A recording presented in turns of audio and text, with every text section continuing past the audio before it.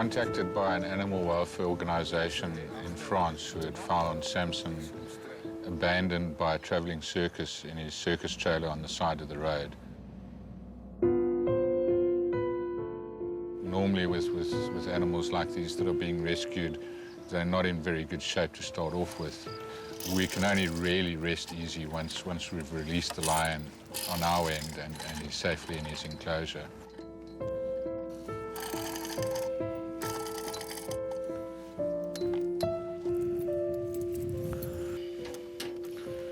Hey, Samson. You're right, Boykie. Samson had, up until that point, lived his entire life in the trailer in solitary confinement. He had never seen or met another lion before. And all that he had ever known was the steel floor and the steel bars of his circus trailer.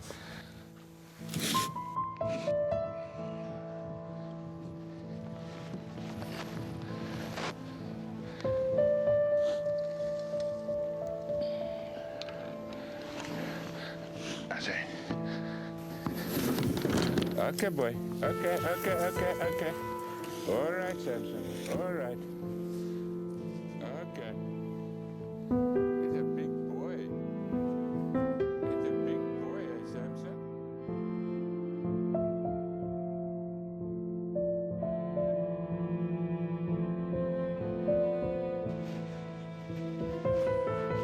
Hey, Joe. You want some water?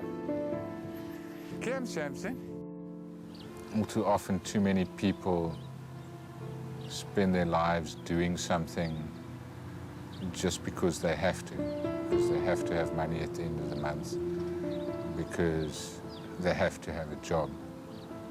I do what I do because this is my passion. I work 7 days a week. I don't take holidays, but this is not a job for me. This is a calling. It's a way of life.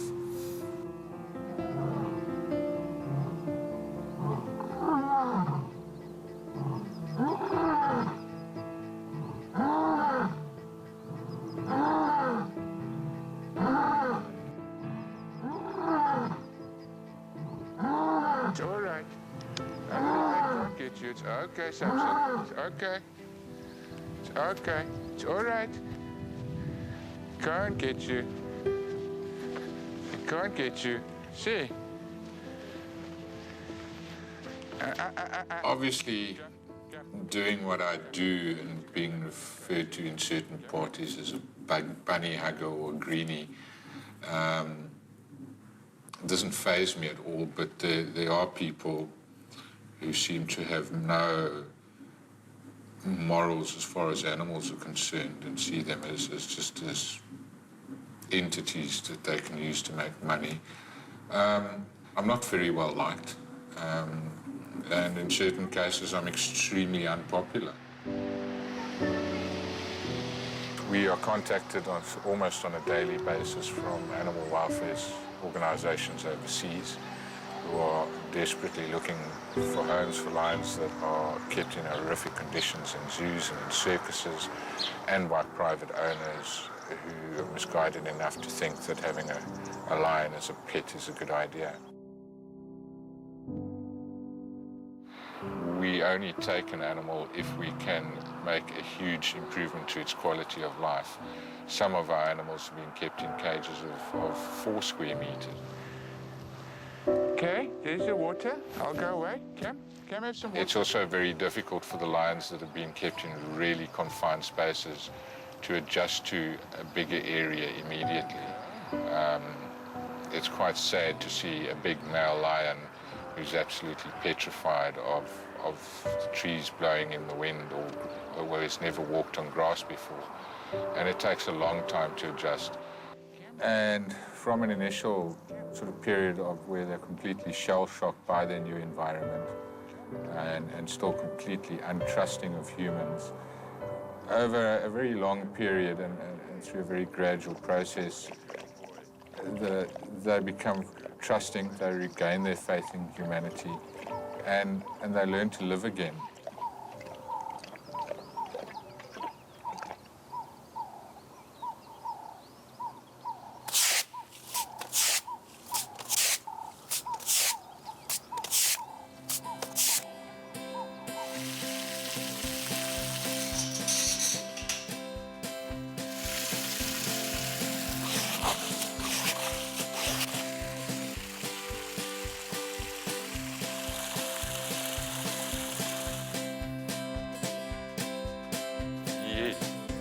Come.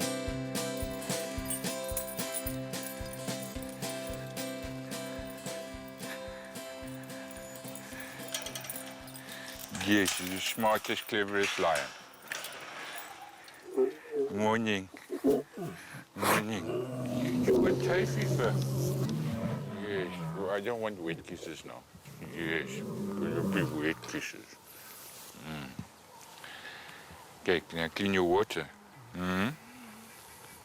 Come, and clean your water.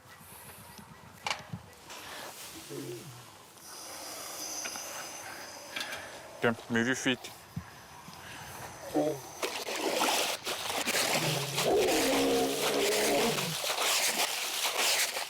My first contact with lions was many, many years ago, about 23 years ago, when as a youngster, straight out of the army, I worked at a zoo where I formed a very close and personal bond with a lion that I cared for. Very tragically, that particular lion, who was extremely special to me, was sold to a canned hunting farm. Because canned hunting is completely legal in South Africa and people can factory farm lions to have them murdered in small enclosures, to rescue lions out of the canned hunting industry is very difficult for us. Yeah, obviously this lion's story has a lot to do with why I started and have the Lion Sanctuary. He had a very, very special place in my heart, and what happened to him, his eventual fate, was just so tragic that I think the Lion Sanctuary was destined to be.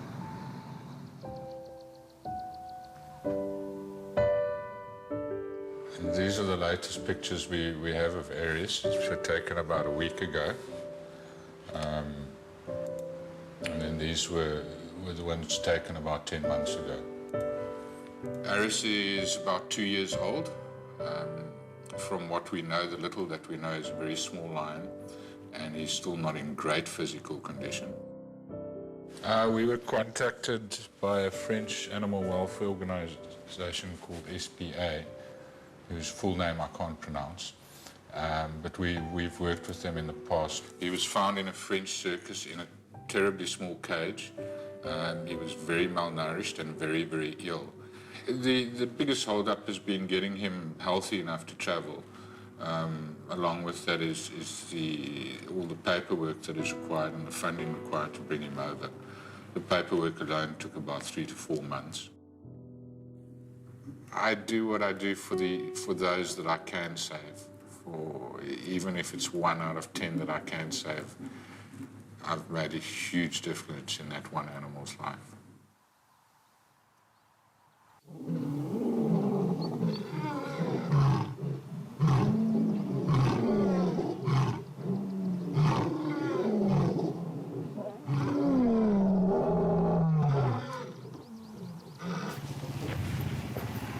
Oh, that's a good sign.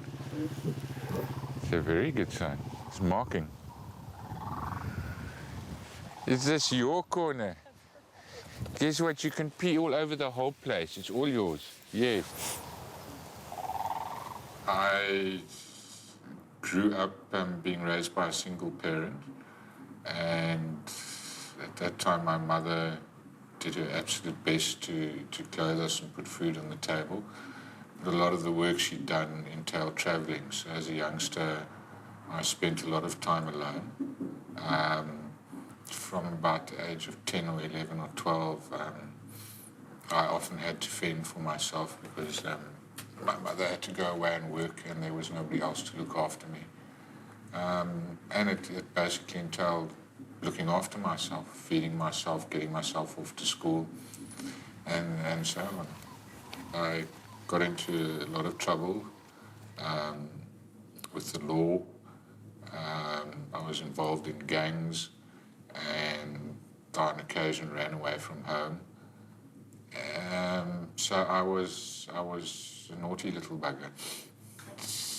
I basically, when I was 16, I I had been expelled from so many schools that there weren't really many options left to me except to go to the army. You know, being a 16-year-old, doing your national service was very tough.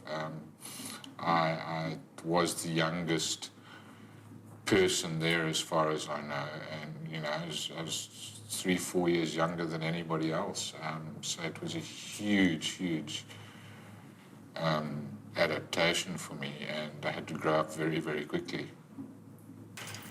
I'm a survivor, and I've always had to look after myself.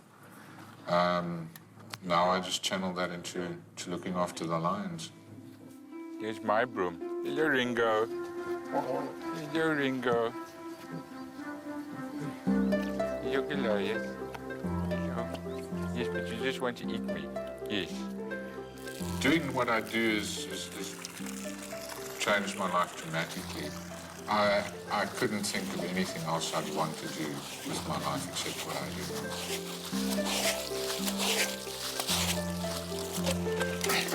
Okay.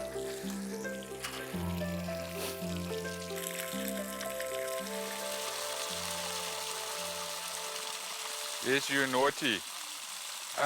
I think well, there are many things that one can learn from how lions live.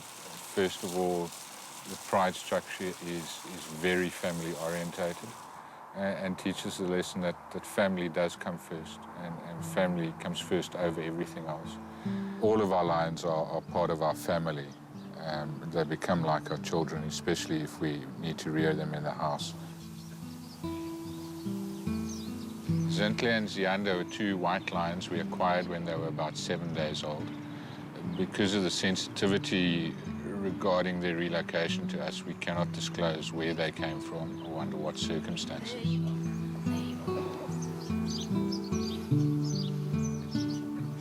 morning. She's washing you. She's washing you. Unfortunately, Zintle suffered from an unknown congenital birth defect, and she died after living with us for about 2 months.